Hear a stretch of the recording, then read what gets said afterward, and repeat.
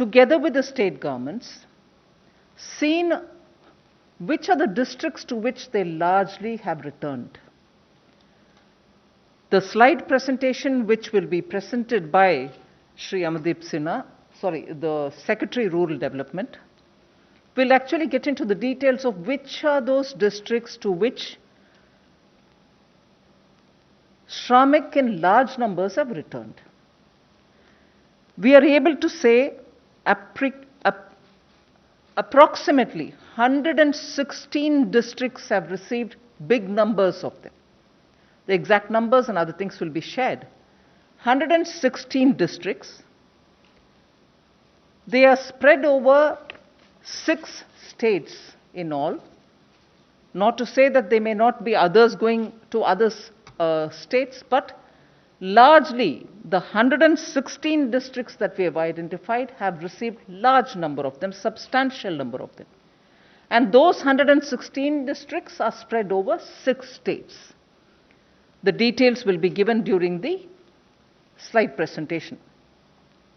Now, in those districts, both state and the central government have very meticulously mapped the skills of these people, skill sets, whether they are totally unskilled or partly skilled, largely those who have worked in construction and such areas in urban centers where they were, and so on. So they have reached some mapping of their skill sets have been done.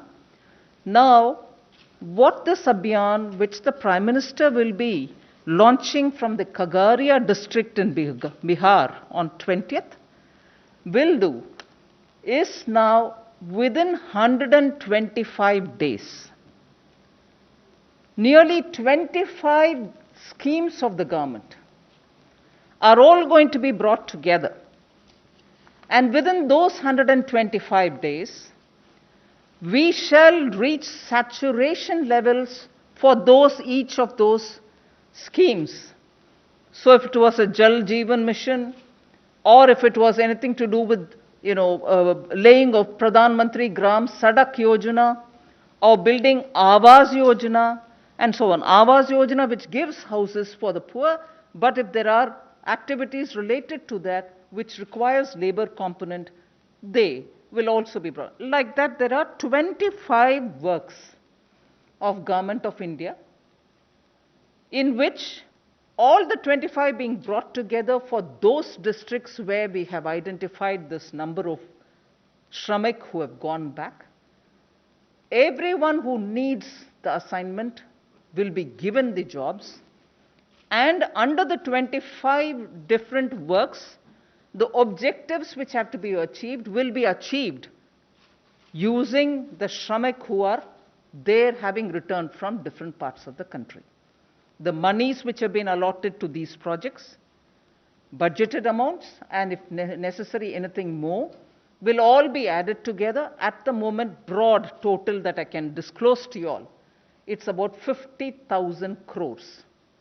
We are pooling all these from the 25 different projects, bringing it together so that at the district level, in these 116 districts, for those 25 projects, Shramik who have returned will all be used to complete those projects within this 125 days. There are some which are going to get affected by monsoon, such as laying of roads, which may extend further. There are some which are post-monsoon activities, which may also continue after that. But largely, on a broad indicator, we want to front-load the monies allotted for these 25 different works for those 116 districts, some of whom are aspirational districts, and ensure that all those Shramik in those districts are going to be given employment.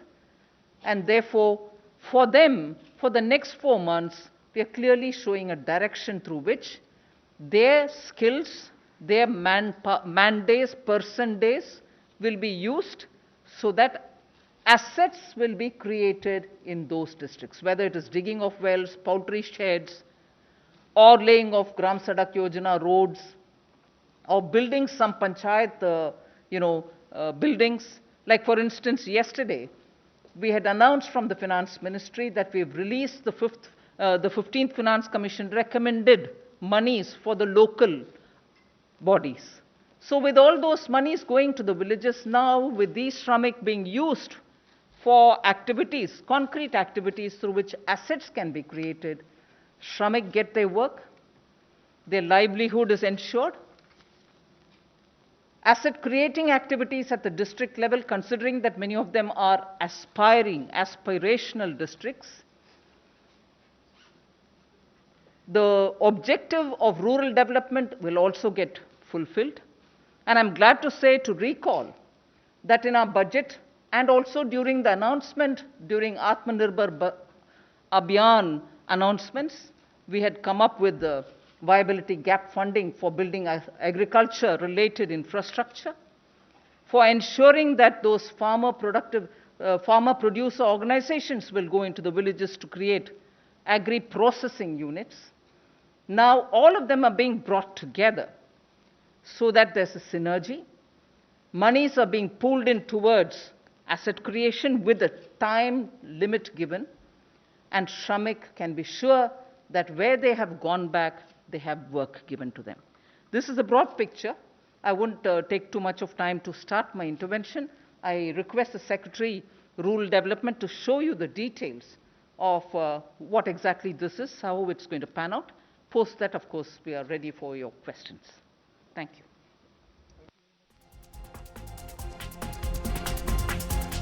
Clear.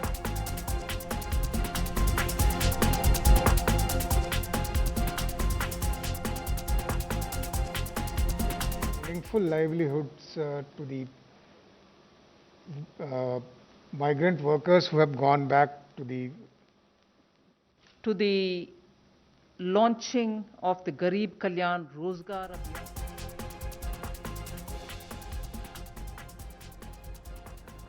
புலம்பெயர் தொழிலாளர்களுக்கும் ஊரக பகுதிகளிலும் வேலை வாய்ப்பை பெருக்க மத்திய அரசின் புதிய திட்டம் தொடர்பாக மத்திய நிதியமைச்சர் நிர்மலா சீதாராமன் செய்தியாளர்களை சந்தித்த காட்சிகளை தற்போது பார்த்தோம்.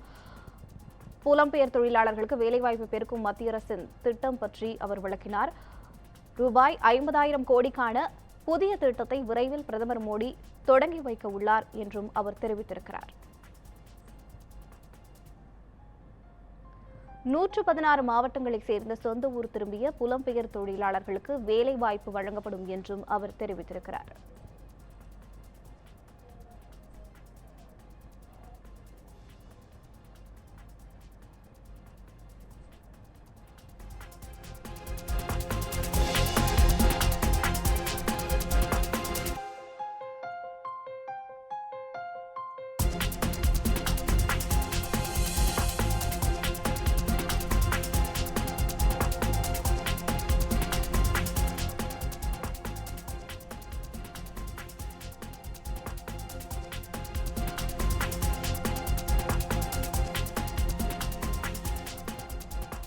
இது பற்றிய கூடுதல் விவரங்களை நமது செய்தியாளர் மதி வழங்க இருக்கிறார். அவரிடம் கேட்கலாம். மதி, புலம்பெயர் தொழிலாளர்களுக்கும் ஊரக பகுதிகளிலும் வேலை வாய்ப்பை பெருக்க மத்திய அரசின் புதிய திட்டம் தொடர்பாக மத்திய நிதியமைச்சர் நிர்மலா சீதாராமன் சற்று முன்பு செய்தியாளர்களை சந்தித்தார்.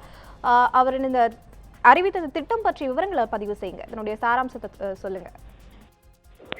புலம்பெயர்ந்த தொழிலாளர்களுக்காகவும் மற்றும் ஊரக பகுதியில் இருக்கக்கூடியவர்களுடைய வேலை வாய்ப்பை பெருக்குவதற்காக சுமார் 50,000 கோடி ரூபாய் மதிப்பில் கரீப் கல்யாண் ராஜ்கர் என்ற திட்டத்தை நாளை மறுநாள் பிரதமர் மோடி காணொலி காட்சி வாயிலாக தொடங்கி வைக்க இருக்கிறார்.